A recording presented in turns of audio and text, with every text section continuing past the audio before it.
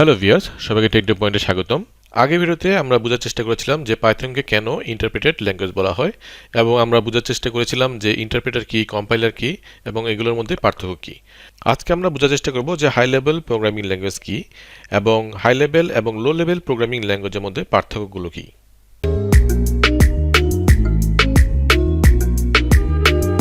এখন আমরা বোঝার চেষ্টা করি যে হাই লেভেল আর লো লেভেল প্রোগ্রামিং ল্যাঙ্গুয়েজ বলতে আমরা কি বুঝি। নিচের ডায়াগ্রামে আমরা দেখতে পাচ্ছি যে অ্যাসেম্বলি ল্যাঙ্গুয়েজ আর মেশিন কোডকে লো লেভেল প্রোগ্রামিং ল্যাঙ্গুয়েজ বলা হয়। মেশিন কোড হচ্ছে first generation low level programming language.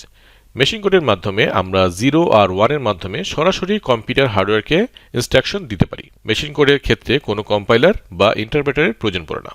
আর অ্যাসেম্বলি ল্যাঙ্গুয়েজ হচ্ছে second generation low level programming language, যা ইংলিশ নেমিনিক্সে লেখা মেশিন ইনস্ট্রাকশন, যাকে আমরা অপকোড বা অপারেশন কোডও বলে থাকি।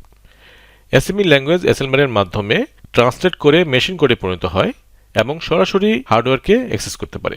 যেহেতু আমরা লো লেভেল প্রোগ্রামিং ল্যাঙ্গুয়েজ দ্বারা সরাসরি কম্পিউটার হার্ডওয়্যারকে অ্যাক্সেস করতে পারি, তাই লো লেভেল প্রোগ্রামিং ল্যাঙ্গুয়েজগুলো অনেক ফাস্টার কাজ করে। কিন্তু প্রবলেম হচ্ছে এ ধরনের লো লেভেল প্রোগ্রামিং ল্যাঙ্গুয়েজগুলো লেখা অনেকটা কঠিন, আর এ ধরনের ল্যাঙ্গুয়েজগুলো হার্ডওয়্যার ডিপেন্ডেন্ট হয়ে থাকে। অর্থাৎ এক ধরনের কম্পিউটার হার্ডওয়্যারের জন্য লেখা সোর্স কোড অন্য ধরনের কম্পিউটার হার্ডওয়্যারের জন্য কাজ নাও করতে পারে। এজন্য লো লেভেল প্রোগ্রামিং ল্যাঙ্গুয়েজ ব্যবহার করতে হলে প্রোগ্রামারকে কম্পিউটারের হার্ডওয়্যার এবং অপারেটিং সিস্টেম সম্পর্কে ভালো ধারণা থাকতে হয়। অন্যদিকে high level programming language human friendly হয়ে থাকে, অর্থাৎ হাই লেভেল প্রোগ্রামিং ল্যাঙ্গুয়েজ শেখা এবং লেখাটা অনেক সহজ হয়, কারণ এই ল্যাঙ্গুয়েজগুলো অনেকটা প্লেন ইংলিশে লেখা হয়ে থাকে, যা আমাদের বোঝা অনেকটা সহজ হয়ে থাকে।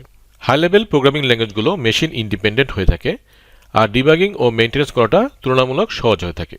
কিন্তু এ ধরনের প্রোগ্রামিং ল্যাঙ্গুয়েজগুলো সরাসরি কম্পিউটার বুঝতে পারে না, যার জন্য আমাদের প্রয়োজন পড়ে কম্পাইলার বা ইন্টারপ্রেটারের।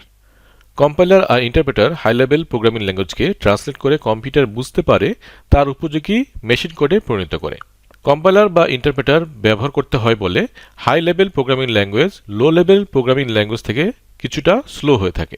Java, Python, C, C plus plus সবগুলোই হাই লেভেল প্রোগ্রামিং ল্যাঙ্গুয়েজ, কিন্তু অনেক ক্ষেত্রে সি ও সি প্লাস প্লাসকে লো লেভেল প্রোগ্রামিং ল্যাঙ্গুয়েজ বলা হয়ে থাকে। তার একটি কারণ হচ্ছে সি ও সি প্লাস প্লাস প্রোগ্রামিং ল্যাঙ্গুয়েজের ক্ষেত্রে অটোমেটিক মেমোরি ম্যানেজমেন্ট হয় না, অর্থাৎ এক্ষেত্রে মেমোরি প্রথমে অ্যালোকেট করতে হয় এবং তারপর আমরা মেমোরি ম্যানেজমেন্ট করতে পারি। কিন্তু পাইথন বা জাভা অটোমেটিক মেমোরি অ্যালোকেট করতে পারে এবং তা ম্যানেজ করতে পারে। সো আমরা যদি মেশিন কোড আর অ্যাসেম্বলি কোডের সাথে সি এবং সি প্লাস প্লাসকে তুলনা করি, তাহলে অবশ্যই সি এবং C plus plus high level programming language. আর যদি পাইথন বা জাভা এ ধরনের প্রোগ্রামিং ল্যাঙ্গুয়েজের সাথে তুলনা করি, তাহলে অনেকের মতে সি এবং সি প্লাস প্লাস হচ্ছে লো লেভেল প্রোগ্রামিং ল্যাঙ্গুয়েজ। তাহলে আশা করি আমরা বুঝতে পারলাম হাই লেভেল প্রোগ্রামিং ল্যাঙ্গুয়েজ এবং লো লেভেল প্রোগ্রামিং ল্যাঙ্গুয়েজের মধ্যে পার্থক্যটা কি এবং কেন পাইথনকে হাই লেভেল প্রোগ্রামিং ল্যাঙ্গুয়েজ বলা হয়। তাহলে আমরা গত দুই ভিডিওতে বুঝতে পারলাম যে পাইথন একটি ইন্টারপ্রেটেড এবং হাই লেভেল ল্যাঙ্গুয়েজ। নেক্সট ভিডিওতে আমরা বোঝার চেষ্টা করব যে পাইথনকে কেন জেনারেল পারপাস প্রোগ্রামিং ল্যাঙ্গুয়েজ বলা হয়। সো দেখা হবে নেক্সট ভিডিওতে। আজকের জন্য আল্লাহ হাফেজ।